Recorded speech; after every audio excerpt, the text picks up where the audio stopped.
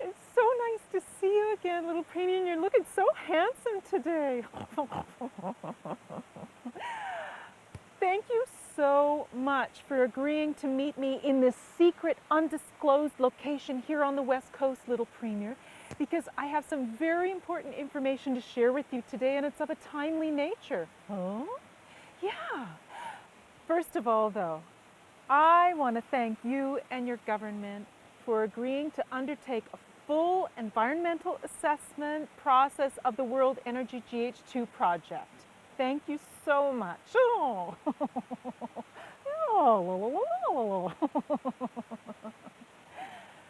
What I don't understand, though, Premier, is if this is a genuine assessment process, then why is the Canadian media reporting that the Chancellor of Germany and the Prime Minister of Canada are on their way to Stephenville right now to sign an agreement when the environmental process hasn't even begun?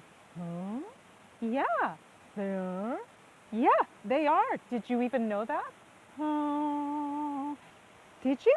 You see, that's why I had to talk to you with such haste, little Premier, because when I read that, I couldn't believe my eyes, and it makes it seem like the whole environmental assessment process is just meaningless window dressing to fool the people into believing that the unique environmental integrity of our region will truly be respected in this process.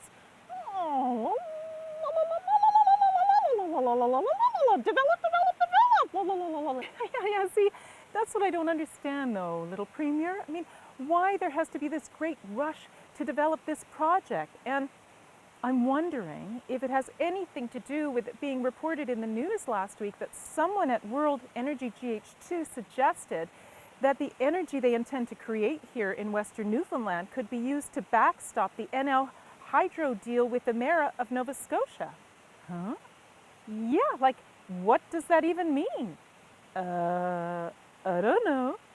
Does it mean that NL Hydro is pessimistic about its ability to ever deliver power through the Labrador Island link because of the continuing software issues General Electric is having?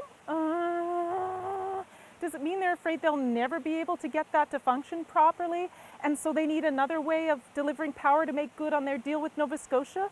I mean, don't you think that we should be opening this up to bids from other companies so that the government can get the best deal for the province, little Premier?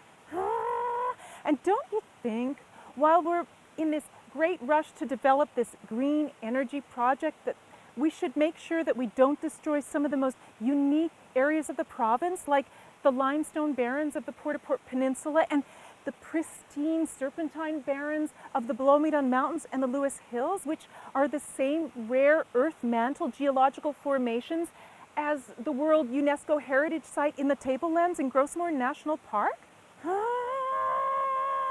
Aren't there other windy sites in the province that the GNL should be suggesting to the company that would still allow them access to the Port of Stephenville, little Premier? And not to mention the protection of our water resources. I mean, how much water are they going to need, and who's going to regulate that, and what rights are they going to want to it? Okay. You're so cute when you get angry, little Premier. Look, I know that this is all, above my head and my pay grade and everything, okay? It's just that I think we really need to be cautious and move slowly and take instruction from our history so that we don't repeat the mistakes of the past in this great rush to develop. Huh? Yeah. Like, remember when Nalcor started clearing the land for the dam at Muskrat Falls before the project was even sanctioned? It did? Yeah. And remember when the people demanded that the reservoir below the dam be cleared prior to flooding to mitigate the risk of methylmercury contamination of their traditional food system, as warned about in that Harvard study, and that the government basically ignored it and then flooded the reservoir anyway? It did? Yeah. And remember when the Dunderdale government passed Bill 61, which removed the Public Utilities Board from oversight of Nalcor and Muskrat Falls, and that essentially meant that NL Hydro was no longer required to provide the people with affordable energy? Huh? Yeah, for reals. So I'm wondering, little Premier, will the Public Utilities Board be overseeing the World Energy GH2 project and the setting of rates for the selling of power to the company when the wind doesn't blow?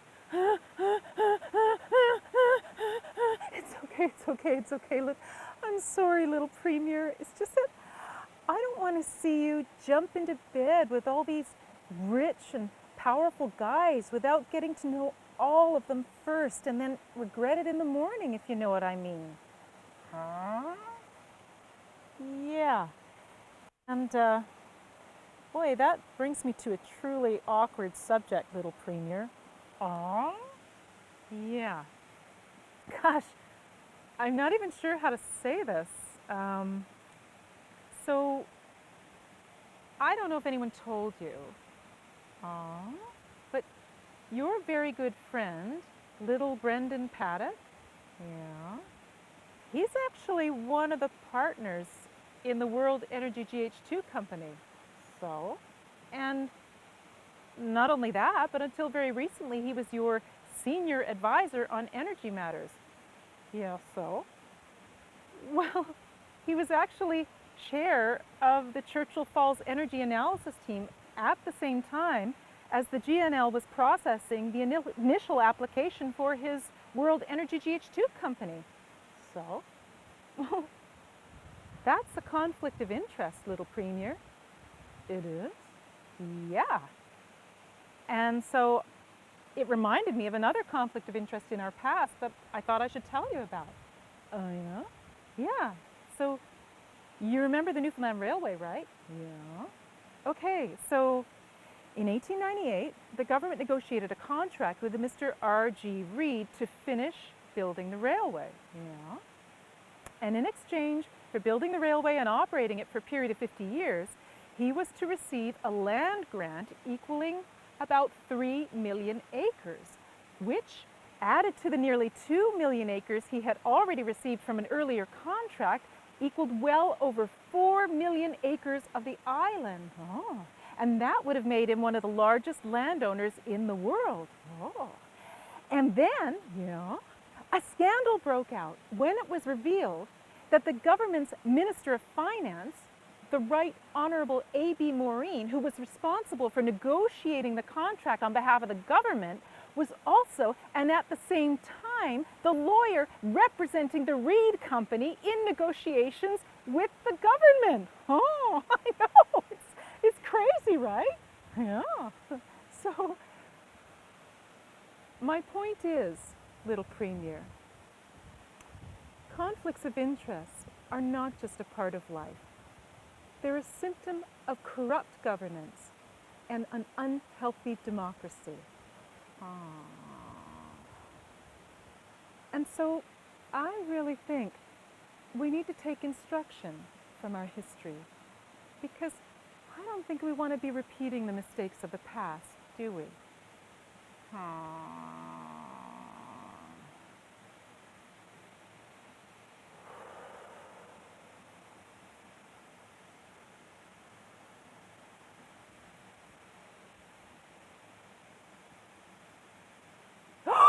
Huh?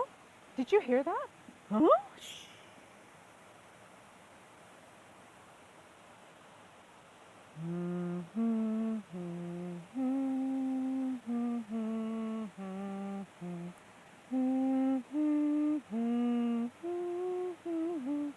Come on, you sing, little Premier. No, come on. La la la la la la la la. That's it. La la la la la la. Take it away, little Premier. La la la la la la la